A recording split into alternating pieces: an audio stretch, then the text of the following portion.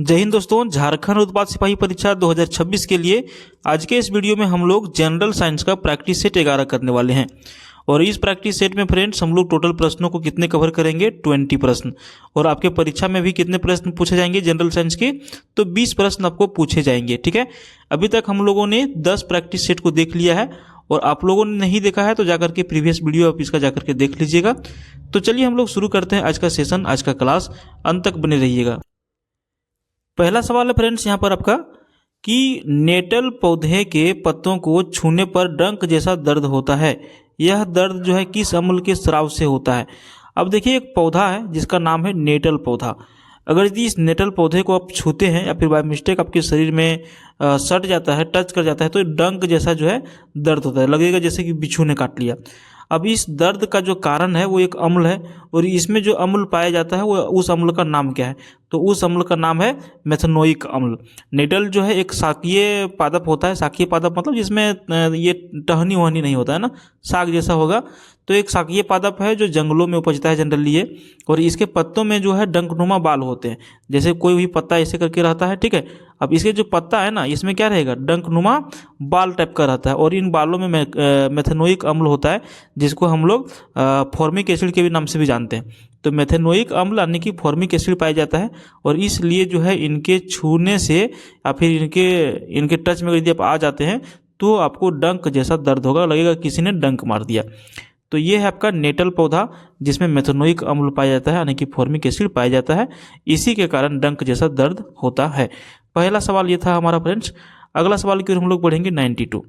देखिए, अगर यदि आप डेली प्रैक्टिस सेट लगाना चाहते हैं तो ये हमारा वीडियो सुबह में 7 बजे से 8 बजे के बीच में आ जाता है, तो आप सुबह सुबह आप जनरल साइंस का प्रैक्टिस सेट लगा सकते हैं। अगला सवाल देखिए, प्रकाश यदि किसी प्रिज्म से होकर गुजरता है तो कौन सा रंग जो है सबसे अधिक विक्षेपित यानी कि मुड़ता हो। ठीक है, तो देखिए, जो प्रकाश अगर यदि किसी प्रिज्म से होकर के उसको गुजारा जाएगा तो सबसे अधिक जो विक्षेपित होगा, जो रंग जो सबसे अधिक मुड़ेगा, वो रंग का नाम है आपका बैंगनी रंग। सबसे अधिक बैंगनी रंग क्या होता है, विक्षेपित होता है। और लाल रंग जो है सबसे कम विक्षेपित होता है। सबसे अधिक बैंगनी विक्षेपित होगा और लाल रंग जो है ये सबसे कम विक्षेपित होगा, यानी कि सबसे कम मुड़ेगा। तो इसको याद रखिएगा। अगला सवाल है 93 नंबर, कान से संबंधित है। जो हम लोग का जो कान है, कर्ण का जो है कौन सा भाग ध्वनि की पिच का निर्धारण करता है। तो 93 का जो आंसर हम लोग करेंगे ऑप्शन सी करेंगे, कोक्लिया। जो कर्ण में आने वाली ध्वनि तरंगों का जो पिच है वो कोक्लिया द्वारा निर्धारित होता है। क्या कहेंगे इसको, हम लोग कोक्लिया कहेंगे। इससे क्या निर्धारित होता है, पिच निर्धारित होता है। अस्टेपिस यहाँ पर दिया हुआ है, तो अस्टेपिस सबसे छोटा हड्डी है जो मनुष्य के कान में पाया जाता है, समझ गए।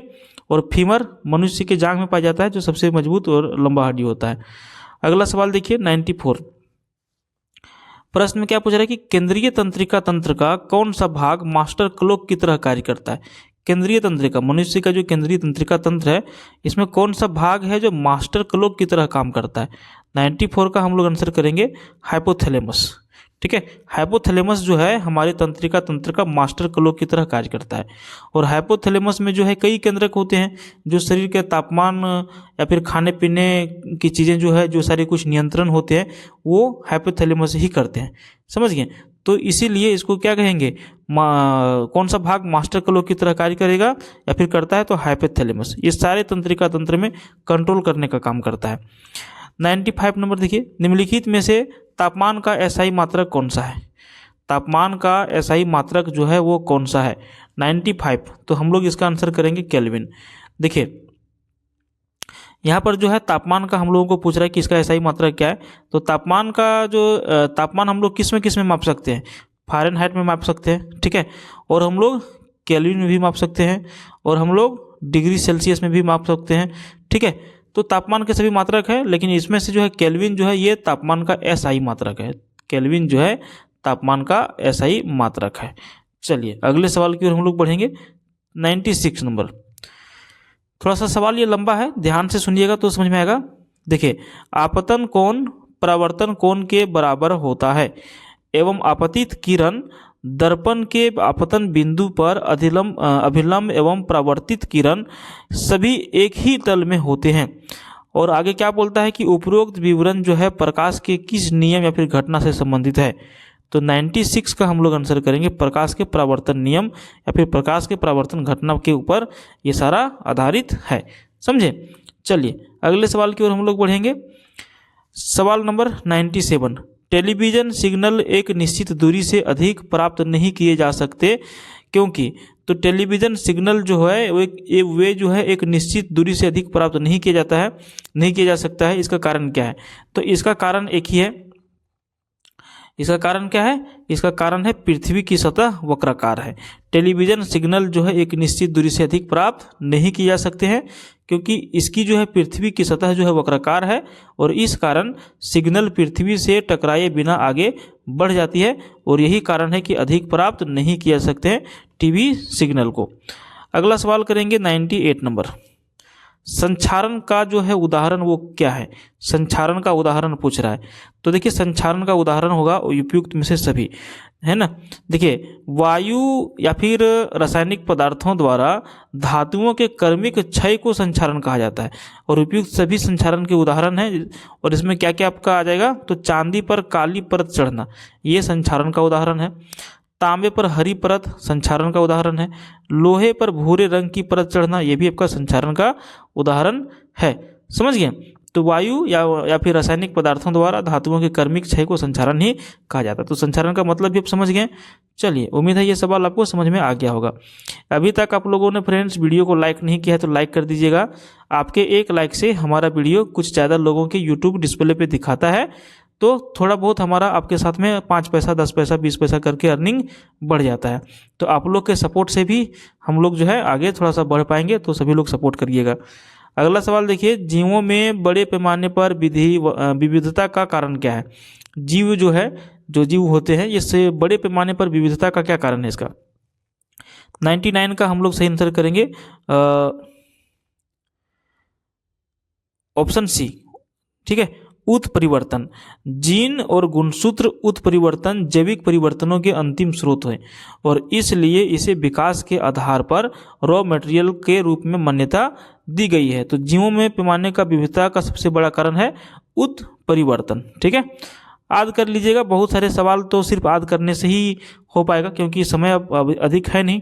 डिटेल में पढ़ेंगे तो एक चैप्टर को पढ़ने में 2 से 3 दिन निकल जाएगा, तो याद करने में ही हम लोगों को भलाई है। और अगला सवाल देखिए, सांप के जहरीले दांतों का संशोधित रूप होता है। जो सांप जो होता है ना, आप देखते होंगे बहुत सारे वीडियो में, सांप जब किसी को काटता है ना तो 2 जगह दांत दिखता है, 2 दांत ऊपर ही रहता है ना। तो 2 जगह क्या हो जाएगा? दाग दाग टाइप का ऐसे हो जाता है। जैसे मान के चलिए किसी के हाथ में काटा है, ये मान के चलिए हाथ है, ठीक है, सांप ने इधर से जाके काटा तो एक दांत यहाँ गब जाता है, एक यहाँ, ये दोनों दांत यहाँ पे दिखने लगते हैं। ठीक है, तो वही पूछ रहा है कि सांप के जहरीले दांतों का संशोधित रूप जो होता है वो क्या होता है? सही आंसर करेंगे ऑप्शन डी। ठीक है, मैक्सिलरी दांत। सांप के जो है ऊपरी जबड़े की जहर ग्रंथियों से जुड़े हुए 1 से 3 जोड़े लंबे और घुमावदार, तेज और नुकीले मैक्सिलरी दांत होते हैं और इसी को हम लोग कहेंगे सांप के जहरीले दांतों का संशोधित रूप। ठीक है, चलिए अगला सवाल की ओर हम लोग बढ़ेंगे 101 नंबर।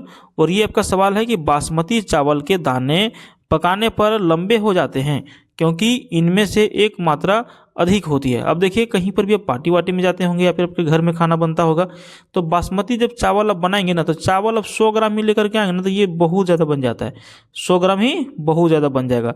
तो बासमती चावल के दाने पकाने पर लंबे हो जाते हैं और इसका कारण क्या है लंबे होने का?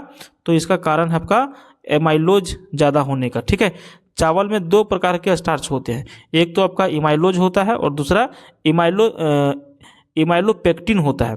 और बासमती जैसे लंबे दाने वाले चावल में सबसे अधिक इमाइलोज होता है और सबसे कम होता है इमाइलोपेक्टिन। तो इमाइलोज जो है आपका सबसे अधिक होने की वजह से चावल के दाने लंबे हो जाते हैं। यहाँ पे तेल या फिर लाइसिन या फिर चीनी सब ये बेकार ऑप्शन है। ठीक है, इसका कोई मतलब है ही नहीं इसमें। उसके बाद देखिए पारसेक जो है, पारसेक किस चीज़ का मात्रक है? तो पारसेक जो है किस चीज़ की मात्रक है? तो 102 नंबर का हम लोग आंसर करेंगे दूरी का। अब ऐसा दूरी नहीं कि हम लोग जो बाइक चलाते हैं तो बाइक चलाएंगे तो पारसेक की वजह से पारसेक से जो है इस दूरी को मापा जाएगा। पारसेक का मतलब होता है कि प्रयोग जो है इसका लंबी खगोलीय दूरी को व्यक्त करने में इसका प्रयोग किया जाता है। ठीक है, खगोलीय दूरी को मापने में पारसेक का प्रयोग किया जाता है। क्लियर? नेक्स्ट क्वेश्चन देखिए 103 नंबर। अच्छा, बायोलॉजी से सवाल आपको जो है ना लगभग प्रैक्टिस, जो सभी लोग प्रैक्टिस कर रहे हैं, सेट लगा रहे हैं, बायोलॉजी से आपको 7-8 सवाल जरूर पूछ रहे हैं, तो सभी लोग ध्यान दीजिएगा। अगला सवाल देखिए, त्वचा निम्नलिखित में से किस प्रकार की झिल्ली है? त्वचा जो है निम्नलिखित में से किस प्रकार की झिल्ली है? आंसर हम लोग करेंगे ऑप्शन बी, क्यूटेनियम झिल्ली है। क्यूटेनियम झिल्ली जो है त्वचा की एक प्रकार की एपिथेलियम झिल्ली है, समझ गए? तो त्वचा क्या है? क्यूटेनियम झिल्ली है। अगला सवाल 104 नंबर। सवाल में पूछ रहा है कि बेरिएट्रिक सर्जरी किसी व्यक्ति के खाली स्थान में परिवर्तन लाती है। सर्जरी का नाम क्या है? बेरिएट्रिक। ध्यान रखिएगा, बेरिएट्रिक सर्जरी, इसका प्रयोग किस में किया जाता है? तो इसका प्रयोग जो है जो व्यक्ति अत्यधिक मोटापे से जो है गुजर रहे होते हैं, अत्यधिक मोटापे को कम करने के लिए जो है बेरिएट्रिक सर्जरी का प्रयोग किया जाता है। और इस प्रकार की सर्जरी में व्यक्ति के सर्जिकल प्रक्रिया अपनाई जाती है। तो कोई भी व्यक्ति जो है अगर यदि बहुत मोटा हो, ठीक है, तो उसके लिए प्रयोग में इसमें लाया जाता है, समझ गए? तो यहाँ पे मोटापा तो है नहीं, लेकिन पाचन तंत्र हम लोग यहाँ पे करेंगे, समझ गए? इसका आंसर हम लोग क्या करेंगे? बेरिएट्रिक सर्जरी किसी व्यक्ति के पाचन तंत्र में परिवर्तन लाती है। क्लियर हो गया? चलिए अगला सवाल की ओर हम लोग बढ़ेंगे। 105 नंबर सवाल है कि निम्नलिखित में से औद्योगिक प्रदूषण का सूचक है। निम्नलिखित में से औद्योगिक प्रदूषण का सूचक है। 105 नंबर का हम लोग आंसर करेंगे लाइकेन। लाइकेन जो है औद्योगिक प्रदूषण के सूचक होते हैं, क्योंकि ये प्रदूषित स्थानों पर नहीं उगते हैं। लाइकेन जो है एक स्वपोषी और संयुक्त एवं सहजीवी होते हैं, जिनमें एक कवक तथा शैवाल, जिनमें कवक और शैवाल साथ साथ में संयुक्त रूप से रहते हैं। लाइकेन में जो है कवक एवं शैवाल दोनों एक दूसरे की सहायता पहुंचाते हैं, और ऐसे संबंध को ही सहजीवी संबंध कहते हैं। तो यहाँ पर औद्योगिक प्रदूषण का सूचक क्या होगा? लाइकेन होगा, ठीक है। चलिए अगला सवाल 106 नंबर। स्वतंत्र रूप से गिर रही एक वस्तु की गति निम्नलिखित में से किसका उदाहरण है? अब कोई एक वस्तु है जो स्वतंत्र रूप से गिर रही है, तो ये जो गति कर रहा है ये निम्नलिखित में से किसका उदाहरण है? तो ये है आपका एक समान त्वरित गति का। यदि एक वस्तु जो है सरल रेखा में चलती है और इसका वेग जो है समान समय अंतराल में समान रूप से घटता या बढ़ता है, तो वस्तु के त्वरण को एक समान त्वरण कहा जाता है। और स्वतंत्र रूप से अगर यदि कोई वस्तु गिर रही होती है, कोई भी वस्तु जो है एक वस्तु की गति एक समान त्वरित गति का उदाहरण है, समझ गए? तो एक समान त्वरित गति इसका आंसर हो जाएगा। 107 नंबर सवाल इंपॉर्टेंट है और ये डेली बेसिस पर आप लोग प्रयोग भी करते हैं। कच्चे फर्श की अपेक्षा पक्के फर्श पर कूदने पर अत्यधिक चोट लगता है, और ये कौन सा नियम को दर्शाता है? कोई भी व्यक्ति जो है आप कच्चा यानी कि मिट्टी के ऊपर आप उछलिए कूदिए तो कम चोट लगेगा, लेकिन यही टाइल्स वाला फिर प्लास्टर वाला घर में जाकर के उछलिए कूदिए, जरा सा भी मिस्टेक होगा तो चोट ज़्यादा लगेगा। तो इसमें कौन सा नियम लागू होता है? तो इसमें आपका नियम लागू होता है न्यूटन गति का दूसरा नियम, न्यूटन गति का दूसरा नियम। और इसमें और भी उदाहरण से आप समझ सकते हैं, ठीक है। न्यूटन गति का जो दूसरा नियम है वो इसमें फॉलो होता है। जैसे क्रिकेट की बॉल को कैच करते समय खिलाड़ी अपने हाथ को पीछे की ओर खींच लेता है, ये भी न्यूटन का दूसरा नियम है। कराटे के खिलाड़ी द्वारा टाइल्स के एक समूह को एक ही बार में तोड़ देना, ये भी आपका न्यूटन का दूसरा नियम है। और कच्चे फर्श की अपेक्षा पक्के फर्श पर कूदने पर अधिक चोट लगता है, ये भी आपका न्यूटन का दूसरा नियम है, न्यूटन का गति का दूसरा नियम, ठीक है। अगला सवाल करेंगे 108 नंबर। सवाल में पूछ रहा है कि निम्नलिखित में से सबसे भारी वस्तु इनमें से कौन सी है? ऑप्शन है आपका ऑस्मियम, हीलियम, यूरेनियम या फिर टंगस्टन। 108 नंबर का हम लोग सही आंसर करेंगे ऑस्मियम। ये जो ऑस्मियम है ये सबसे भारी धातु जो है, सबसे भारी धातु है, ठीक है। अगला सवाल देखिए 109 नंबर। इंसुलिन के अतिस्रवण से कौन सा रोग होता है? अगर यदि इंसुलिन का अतिस्रवण हो जाए तो कौन सा रोग होगा? तो इसमें आपका होगा हाइपोग्लाइसीमिया। ये बीमारी का नाम है हाइपोग्लाइसीमिया। इंसुलिन हार्मोन अग्नाशय के लैंगरहैंस के द्विपिका के कोशिकाओं द्वारा स्रावित होता है, और यह जो है कार्बोहाइड्रेट के उपापचय में सहायक होती है। और इंसुलिन के अल्प स्रवण से मधुमेह नामक रोग होता है, एवं अति स्रवण अगर यदि हो जाए तो हाइपोग्लाइसीमिया नामक रोग होता है। दोनों चीज़ आप लोग को ध्यान में रखना है। इंसुलिन के अति स्रवण से हाइपोग्लाइसीमिया और निम्न स्रवण से मधुमेह, समझ गए? मधुमेह निम्न श्रवण से और अधिक से हाइपोग्लाइसीमिया बीमारी होता है। और आपका अगला सवाल की ओर हम लोग बढ़ेंगे और ये आपका 110 नंबर सवाल है। सांसें छोड़ने के दौरान बाहर छोड़ी गई वायु में CO2 की मात्रा कितनी प्रतिशत होती है? अब देखिए, जब हम लोग सांस लेते हैं या फिर छोड़ते हैं तो जनरली इसमें नाइट्रोजन, ऑक्सीजन और CO2 तीन चीज होता है।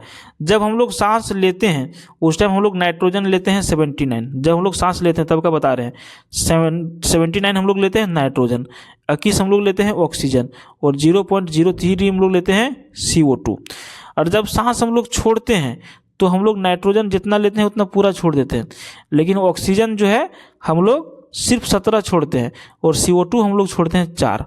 ठीक है, तो यहाँ पे वही सवाल पूछ रहा है कि सांसें छोड़ने के दौरान बाहर छोड़ी गई वायु में CO2 की मात्रा कितनी प्रतिशत होगी? तो 4% होगी जब हम लोग छोड़ते हैं तो, और जब लेते हैं तो CO2 कितना होता है? 0.03%। समझे? जब सांस लेते हैं तो ऑक्सीजन कितना होता है? 21। जब सांस लेते हैं, सांस छोड़ते हैं तो ऑक्सीजन कितना छोड़ते हैं? 17। समझ गए? और ये जो नाइट्रोजन है दोनों में कॉमन रहेगा 79। तो यहाँ पर फ्रेंड्स हम लोग का जनरल साइंस का 20 सवाल कंप्लीट हो जाता है। अगर यदि आप इस वीडियो को पसंद करते हैं, फिर आप इस तरह के टेस्ट और लगाना चाहते हैं तो हमारे चैनल को सब्सक्राइब करिएगा और अपने फ्रेंड्स के साथ इस वीडियो को शेयर करिएगा। Thank you.